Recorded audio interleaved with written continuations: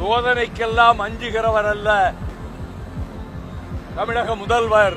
திராவிட model ஆட்சி நடத்துகின்ற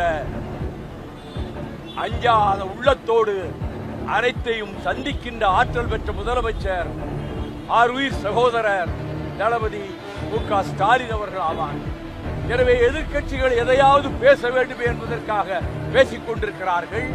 ஆனால் திராவிட முன்னேற்ற கழகம் இதுவரை இல்லாத புதிய புதிய சாதனைகளாக புரட்சிகரமான திட்டங்களை மாணவர்களுக்கு, மகளிருக்கு, வயது முதிர்ந்தோருக்கு, ஓய்வு பெற்றோருக்கு, விளையாட்டு வீரர்களுக்கு, அதை போல எல்லா துறைகளிலும் தனி முத்திரை பதித்து அவர் மக்கள் மன்றத்தில், மக்கள் இதயத்தில் சிறப்பான இடத்தை பெற்றிருக்கிறார் முதலமைச்சர்.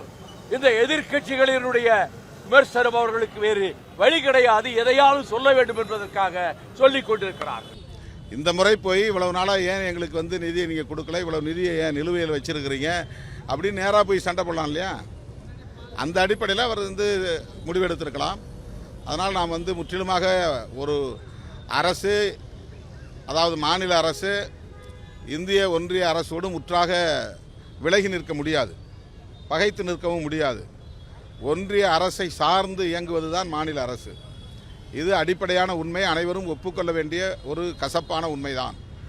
அப்படி இருக்கிற போது நம்முடைய எதிர்ப்பை தெரிவிப்பதற்காக சில நேரங்களில் கூட்டங்களை புறக்கணிப்பதுண்டு. இப்போ சட்டமன்றத்துக்குள்ளே போகிறோம், வெளிநடப்பு செய்கிறோன்றோம், வெளிநடப்பு செஞ்சுட்டு திருப்பி உள்ளே போய் உட்கார்றோம் இல்லையா? மொத்தமாக நம்ம வெளியேறி வந்துடுறது இல்லைல்ல.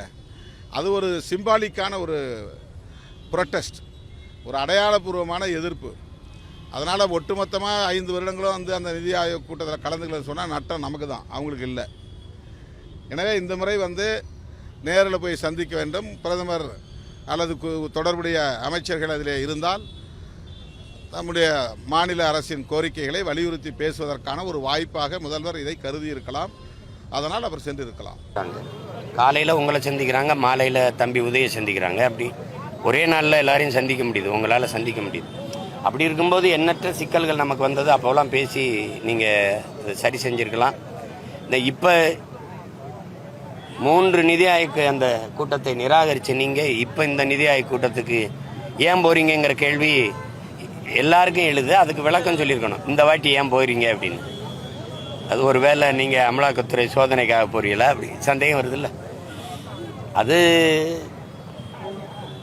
அதெல்லாம் இருக்கும். அது ஒரு பெரிய விளையாட்டு. இப்போ